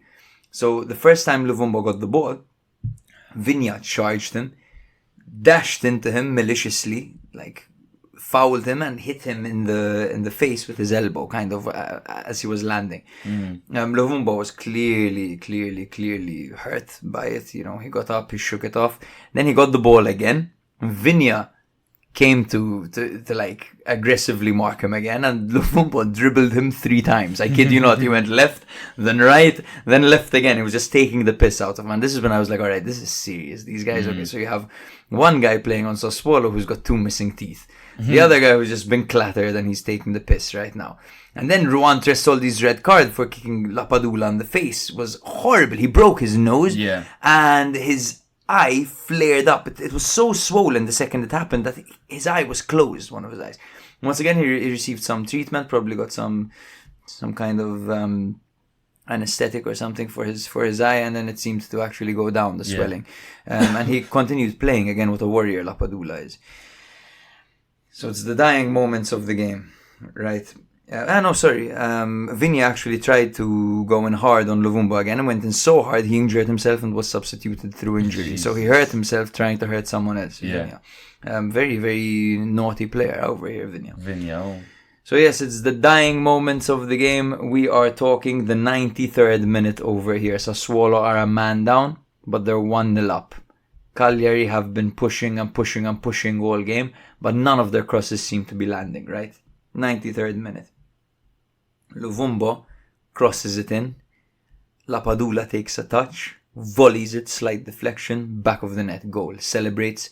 His nose is broken, he does that thing where he puts his hands to his ears and his nose is literally sideways. Sprinting back. Everyone's sprinting back, man. They've got fucking a couple minutes left. Everyone's sprinting back. It's like, let's get the win over here. We're so much better than them right now. There were 7 minutes of added time, right? It was the 97th minute. The ref looks at his watch. He's like, you know what, man? That goal kick took a while. There was the goal. We give them an extra minute. No. 98th minute, a cross goes in, Shomorodov knocks it back, Leonardo Pavoletti, who was brought on late, bicycle kicks the ball into the back of the net, man. Madonna, man. Scenes, everyone screaming, people crying. It was just unbelievable, man. Unbelievable. What a game of football. Yeah. This Cagliari team, man, they embody... erupted, man. They embody what it means to be a football fan. This game had everything in it. Absolutely everything. It had drama, it had great goals, it had competitive spirit, crazy competitive spirit it had. You look at the yellow cards, that was a bloodbath, man. That was a bloody fun game to watch, man. Oh, man. Oh. And it came on a Monday night. I wasn't expecting such I got home just in time because I was working late until I literally got home at 8:45, flicked it on. The beginning I was prepping for this episode. But obviously, you know how it is. You're mainly watching the game. And then thankfully I literally shut my laptop in the 75th minute. So I forgot to mention, I missed a massive part. While Sassuolo were 1-0 up towards the end of the game, we're talking the 80-something minute over here. They're counter-attacking Sassuolo. Mulatiri has the ball and he's charging, and I'm wondering, is he going to actually play the right pass over here? He seems to hang on to it for too long. Then he lets go perfectly, unleashing a player 1v1. Instead of shooting, the player squared it across to Bayrami. and Bayrami finished into the back of the net. There was a long VAR check, very long check, and then we saw why afterwards, because it was offside. In fact, that's why there were the 7 minutes added. Exactly, that too. And the offside was so marginal. It was closer than Keane's. It was tighter than Keane's offside, and that was the tightest I'd ever seen. I do think there should be a limit where you allow the goal anyway. I don't know, that was fucked. It was it's black or white. Hey, if he's slightly offside, he's offside. You know, it's not enjoyable, but that would have changed the outcome of the game entirely. They would have been 2-0 up, man. It would have been a victory for Sassuolo. Just that's how good this game was. Drama, man, a roller coaster from beginning to end. Yeah, and amazing, bro. Who is your favorite player on this Cagliari team? How do you pick one? It's one of the goal scorers. Lapadula or Pavoletti. What you're looking at over there, man. In my opinion, now they're not like actual legends of the game, but to me they are iconic faces of Serie A, these two guys. And the thing that I like about Cagliari is that, so you look at the newly promoted sides, you look at Frosinone, that are basically a bunch of kids, very offensive with a lot of loanies brought in. You look at Genoa, there are a lot of big players who were misfits in different places and have been amalgamated together to create this dangerous, dynamic team. Or up-and-coming players as well, like Goodmanson and Retegui. As well. But Retegui as well, he was quite well-renowned. Malinovsky as well. Messias as well. Yeah. Like, they've got more stardom to them, Genoa. Strutman. Cagliari are the hard workers. Cagliari are the industrious players. Cagliari are the Lapadulas, they're the Pavolettis, they're the Violas, they're the Nandezes. They are these guys, man. They are the fucking working class. I love Lapadula. Yeah, I love Lapadula too. He's a player. He's a great man over anything, and a serious professional. And that's what many of these guys are. Serious professionals, man. And they're fucking. Give me a team. Now, is it ideal? It's debatable. But they're 3 strikers. I love it, man. Are Lapadula, Pavoletti, and Petagna. Talk about having foxes in the boxes, like. And then there's Shomorodov. Talk about having tanks in the bank, am I right? Fucking talk about having wanks in the shower. I couldn't think of one. Yeah. I don't know. I like Nicolas Viola as well a lot. Super player. He's the glue. Well, he's the glue. He like gels midfield to the attack. And as well, Zito Lovumbo is just so much fun to watch. And I think he's actually the one over here who's destined for a big move. Out of all these guys, he's a level above. And many of these guys were playing in Serie B. It's not like they bought a bunch of players. And it's nice to see that they stuck around together as a group, because these guys got promoted through the playoffs.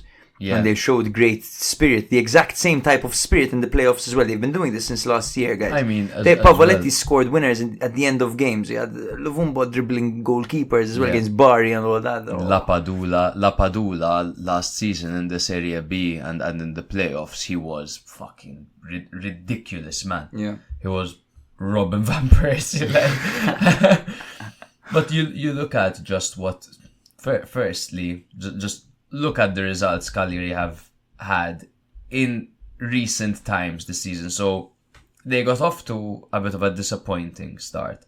Then they'll draw to Torino, and then they played Inter, Bologna, then they drew to Udinese, they lost to Atalanta, they lost to Milan, they lost to Fiorentina, they lost to Roma. They had I remember us addressing the tough spell they had, and then they even...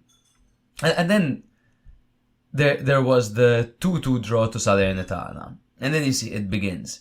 The 4-3 victory against Frosinone. What a comeback. They go on to the Coppa and they eliminate Udinese.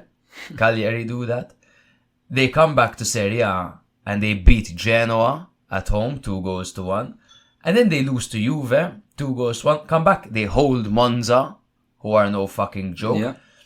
They lose to Lazio 1-0, marginal, and they had like the red card during that game. And then they come back in the manner in which they did against Sassuolo. you're not looking at a bad record that this team have over here. I'm not even sure, sorry if I missed it. Did you even mention the 4-3 against Frosinone? You did, right? Of course. It's kind of what changed everything over there for them. And you look at there's a theme. It's the hustle that gets them these victories. You know? It's the hustle, and the hustle is called Leonardo Pavoletti. Of course. Yeah. Of course. That's right. But yes, bro, absolutely amazing team, incredible. Sassuolo on the self-destruct button. Click, boom. That is so typical of them. However, do not even consider the idea that these guys are going to get relegated, because there's no chance. Sassuolo? Yeah, no chance. No. Sassuolo are in 15th with 15 points. Cagliari are in 16th with 13 points. Monza 1, Genoa 0. Good game. Good game. Very good game. Valentin Carboni had his first start in Serie A, showing some good promise for Monza. Yeah, he's been really good coming off the bench. Yep. Genoa welcomed back Goodmanson, but the absence of suspended Malinovsky and the injured Kevin Strutman affected their midfield naturally coming into this game. But this was already a step forward, because they've had so many injuries. It was just good seeing all these names together for the first time. For sure. Now, both teams entered the match with only 3 points separating them. Monza were keen to bounce back after a last gasp defeat to Juve, while Genoa aimed to capitalize on their opponent's recent difficulties. Pardon me, I almost vomited. He does that every episode. Calderola's last-minute withdrawal forced Monza to make a defensive adjustment, introducing Pedro Pereira to the starting lineup. Now, the match, because obviously there was certain personnel out and just the way the game was unfolded, it showcased quite a bit of defensive vulnerabilities for both sides, despite the low-scoring affair which it turned out to be. Genoa had their fair share of opportunities, with Baddel having a close-range header being cleared, being crucially blocked by Matteo Pessina, really getting back into a good position and showing that he is as effective lower down the pitch. Retegui squandered a golden opportunity moments later, ballooning the ball over the bar from just 6 yards out. They'd be very disappointed with that. And then Monza broke the deadlock in the final minutes when Danny Mota, the substitute, started the move in his own half, finished expertly from Pedro Pereira's cross. He hadn't scored in 16 minutes in 16 matches, not 16 minutes. He hadn't scored in 16 matches before that. Genoa had an immediate chance to equalise, but Rade Dragusin hit the side netting. He moves like a striker, Dragusin. He does, man. He does. He flows, doesn't he? Yeah. Dragusin, and he's another defender that gets into. He really can bomb, man. This is a trend. Now these 3-5-2s are all. Let me make. You know how you made that TikTok of top 5 midfielders to keep your eyes out on.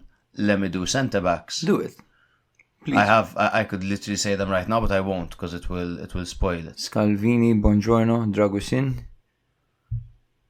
2 more. Do you know who they are, though? Yes.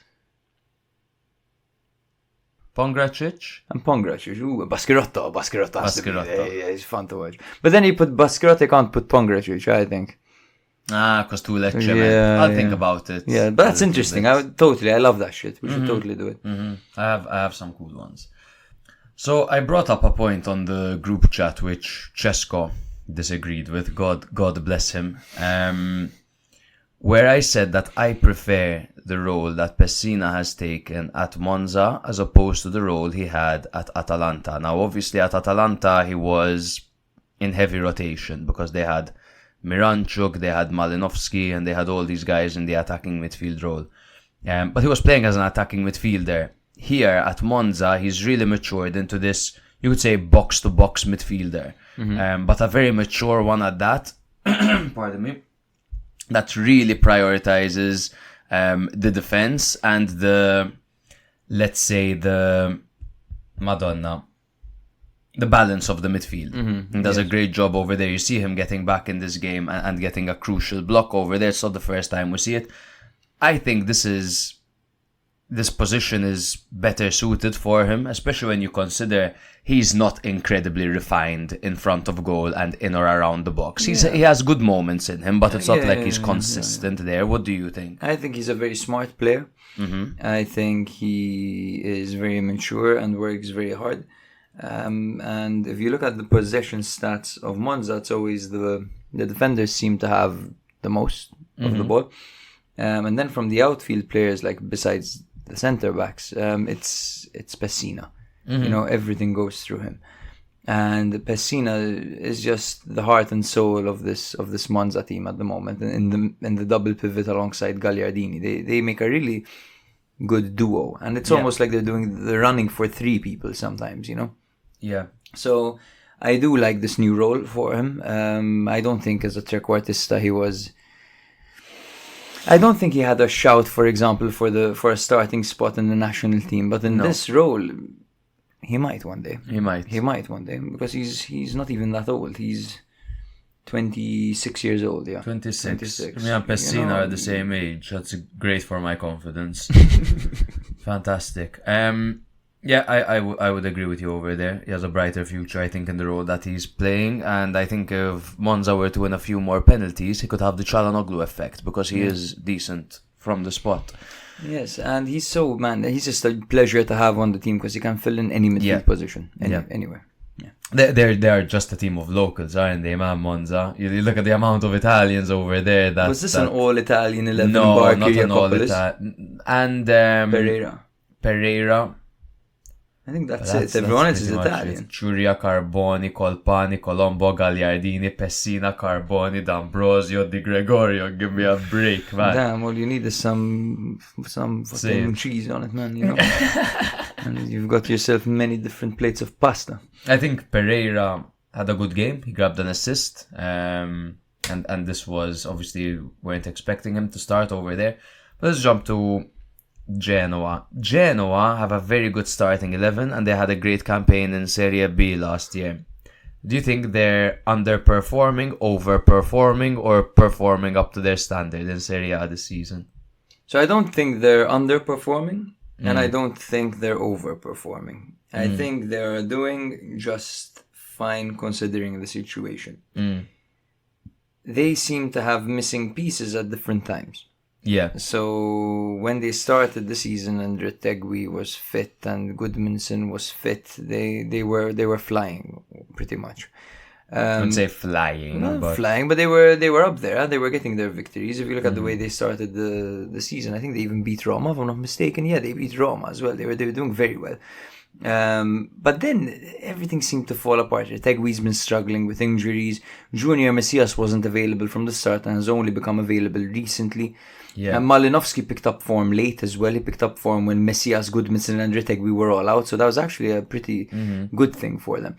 But I think when everyone's fit and together, I think that this team will definitely stay up. Bro, they beat Roma 4-1. I forgot about that. Yeah, they beat flying, Roma 4-1.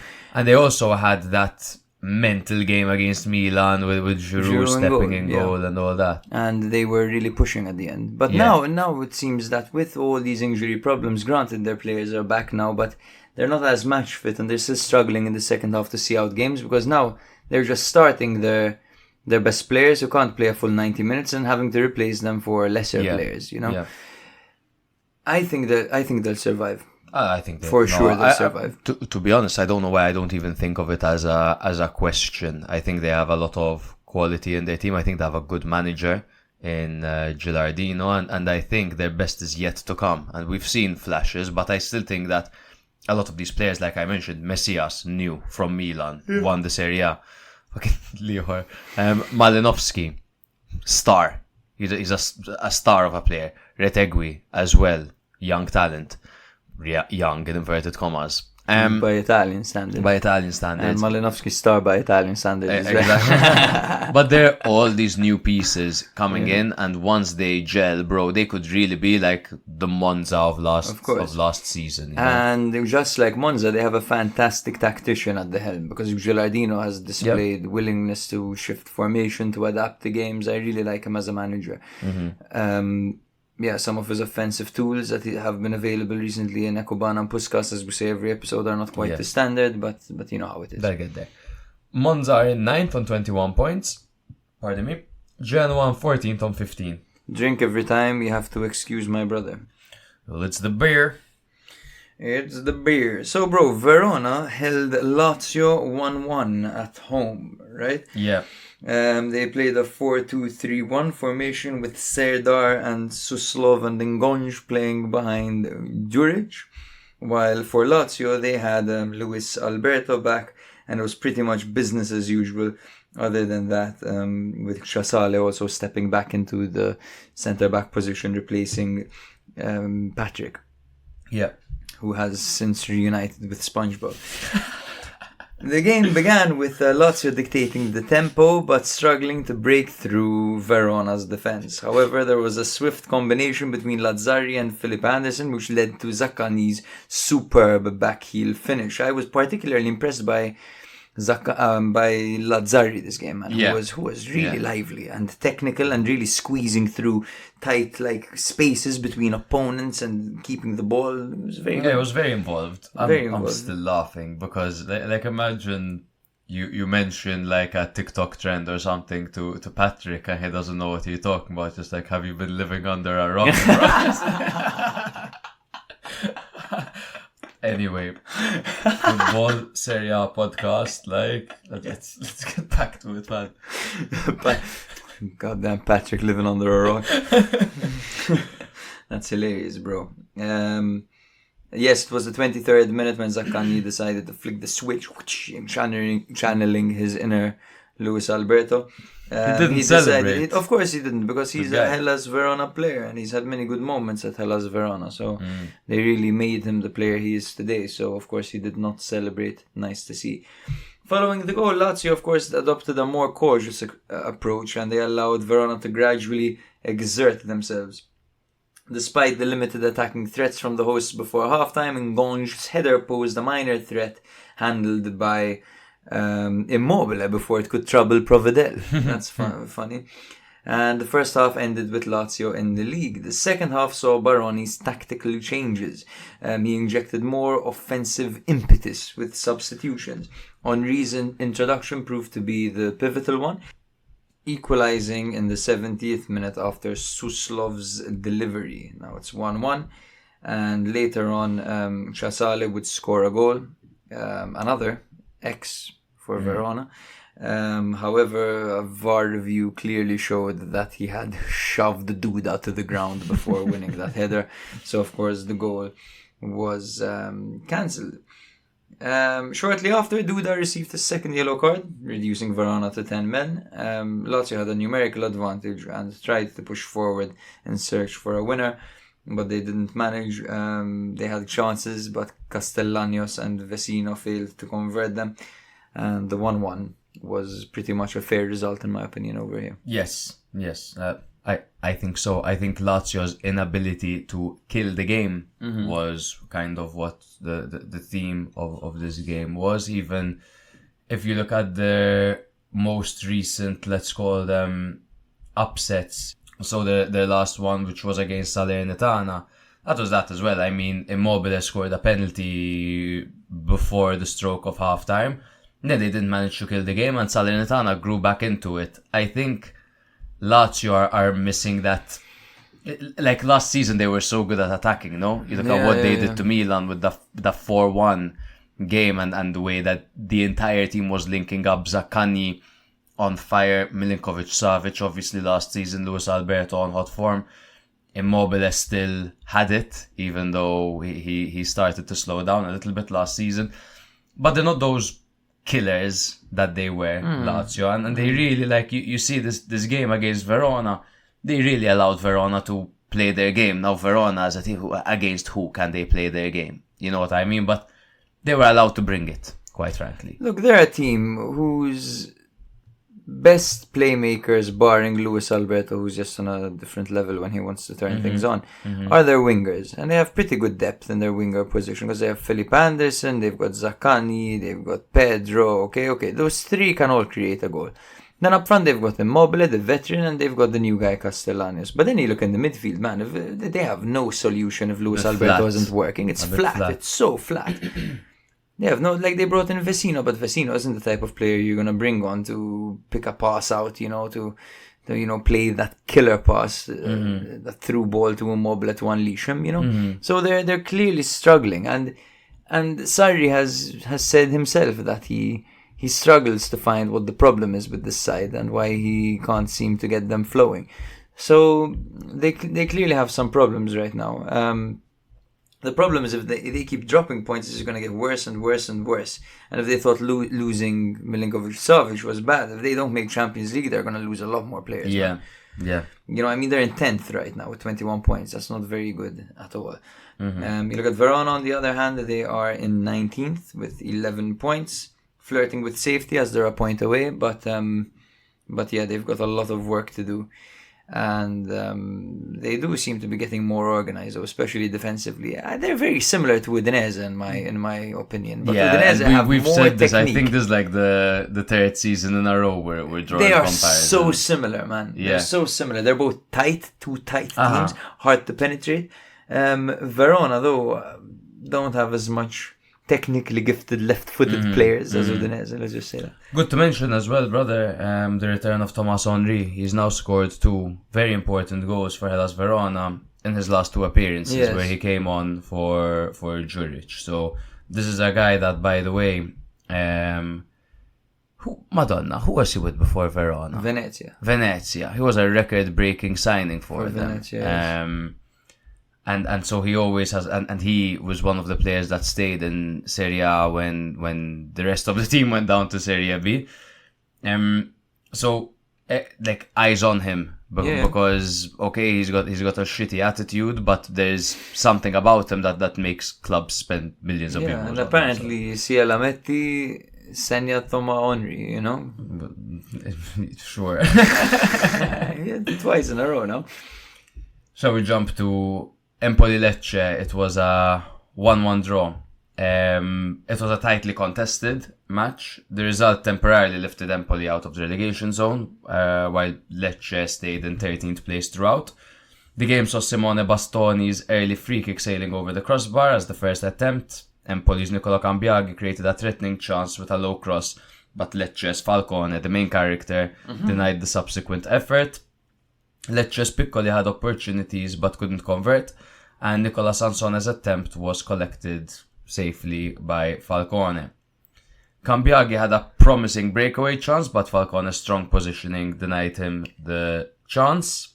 That was a good opportunity for Empoli, and Caputo was shortly after substituted due to an injury just before halftime, and the second half saw both teams making some changes. Kristovic and Raffia entered the game, with Banda breaking the deadlock at the 64th minute with a long-range shot that surprised Berisha.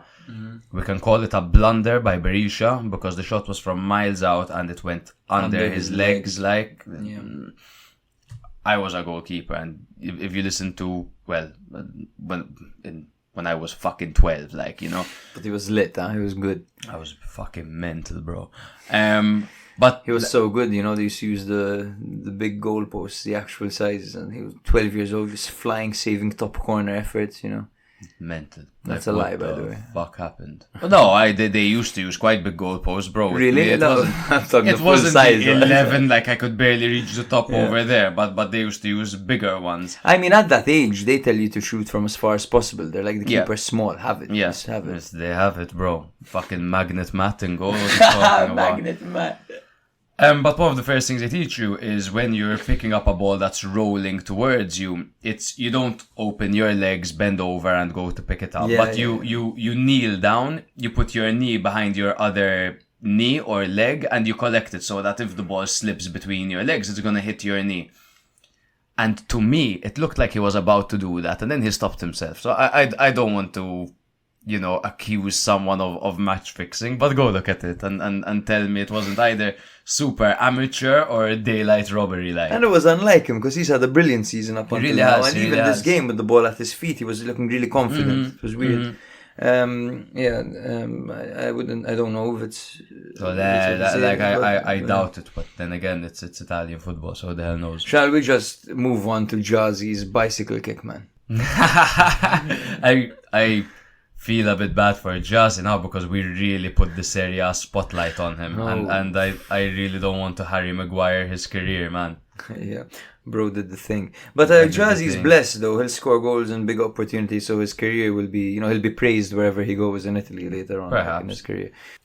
Moments later, Empoli equalised as Cambiaghi's intended cross took a deflection off Raffia, looping into the net, which went down as an own goal. Empoli pressed for a winner, with Falcone making a couple of crucial saves, while Lecce defended resolutely. The match ended 1-1, with Empoli climbing to 17th place for a moment, 1 point above the relegation zone, and Lecce maintaining their 13th position. I must say, bro, that I have a few points to make about this game. So, first of all, Banda, despite all his clear limitations and the fact that he's not always effective, if he attempts 5 maneuvers and fails 4 of them, that one he manages can be devastating. Yeah. And he often leaves his opponents in the dirt, and this match even saw him out-muscling his opponents on many occasions as well. He had a pretty good game over here. Steven Spendi has very good hold-up play for a striker. Very good. He seems to be an interesting player.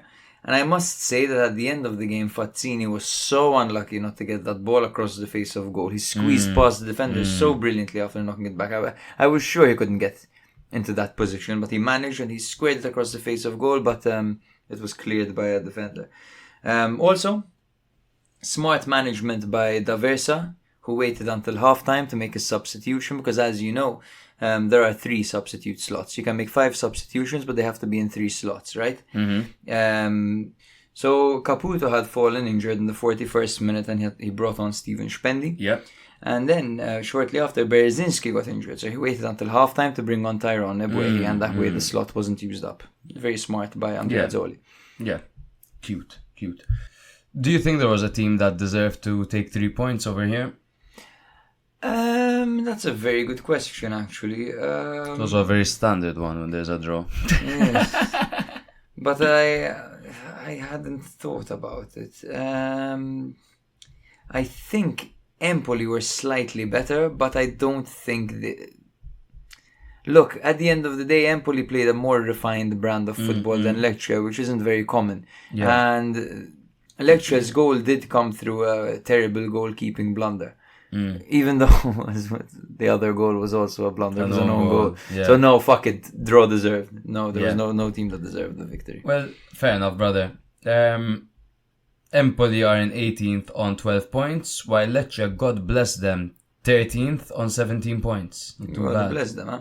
Frosinone Torino is the finale of this episode. Yep. And it's not a very exciting one, to be honest with you. But look who's back.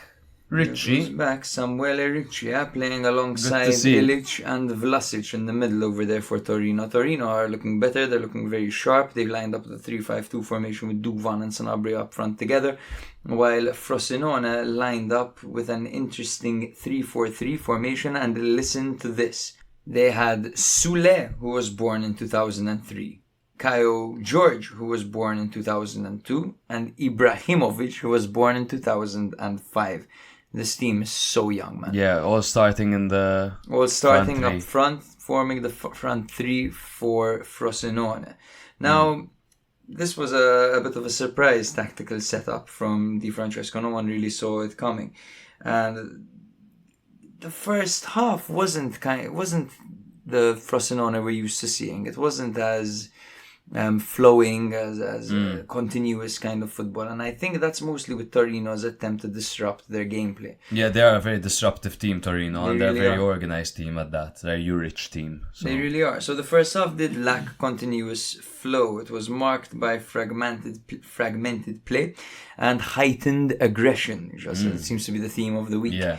There were also a few controversial refereeing decisions by the referee over here. Torino had 2 clear chances, one from Zapata's header off a corner, narrowly missing Turati's goal, and another powerful long-range strike that hit the post by Ilic. Going back to the referee inconsistency or controversy in this game, Oyono had 2 fouls in a row and should have probably been sent off. While there was a penalty call for a challenge by Buongiorno on George, on Caio Georgia. Yes. The second half saw Frosinone's best chance when Ibrahimovic found Caio Georgia free in the box, only to be denied by Milinkovic-Savic's reflex save. Both Di Francesco and Juric made tactical substitutions to try to change the game. Karamokh's introduction led to a chance for Zapata, but Turati pulled off a wonderful save over there. Probably one of the saves of the week. There were quite a few. Brilliant save. Despite Torino's late surge and the disallowed offside goal, the game ended goalless, and both teams, of course, were unable to take home all 3 points. A fun 0-0, nothing really eventful over here. Two teams who are entertaining. Frosinone particularly, a very entertaining football team, while Torino, on the other hand, are kind of on the up and seem to be rediscovering themselves again. Yeah, to be honest, I mean, I was expecting a little bit more from Torino just because they just came away from a massive 3-0 victory against Atalanta. But it doesn't seem like Torino are a team that very much ride in negative or positive spells. Yeah. You know what I mean? And this is a Frosinone side who have taken points from the likes of Atalanta and Fiorentina at home. So they did have to proceed with caution because these guys have some bite about them. So yeah, I thought this was a fair draw, to be honest. Nothing crazy apart from the maybe refereeing drama, but you know that we don't really enjoy discussing. We don't get into that too much. We're not referees ourselves, exactly, so nor are we VAR operators, whatever the fuck they call them nowadays. Smooth operator. Torino are in 11th with 20 points, while Frosinone are in 12th with 19 points. That is not all from us this week, guys, as obviously tomorrow we're going to be recording our question segment. We've got 2 weeks built up of questions, so we'll definitely have a conversation or two together addressing your questions, your hot takes, so on and so forth. Until then, if you enjoyed this, make sure that you follow us on all of our socials and rate us 5 stars wherever you're listening. That helps our growth tremendously. And keep listening to us. Thank you very much, guys, if you made it this far. Thank you. Love you. Good night. This is Serie A Spotlight. If you like Serie A or have ever liked it in the past, it's a good opportunity for you to listen once a week and you'll get filled in. The football weekend, that's like the main dish. But then a few days later, you drop your episode and that's like the dessert. And the dessert is just perfect. It's good, the cake. It makes it feel like we're all sitting in a room together, just BSing with each other. The atmosphere is fantastic. I promise nobody will ask you to send boob pics. Sometimes it may be good, sometimes it may be shit. I love how you go into so much detail and show so much passion towards each and every team. Literally, no team is left undiscussed. When I listen to you, it's like I'm talking to you in a pub. It's like I'm chatting to a friend and you're chatting to me.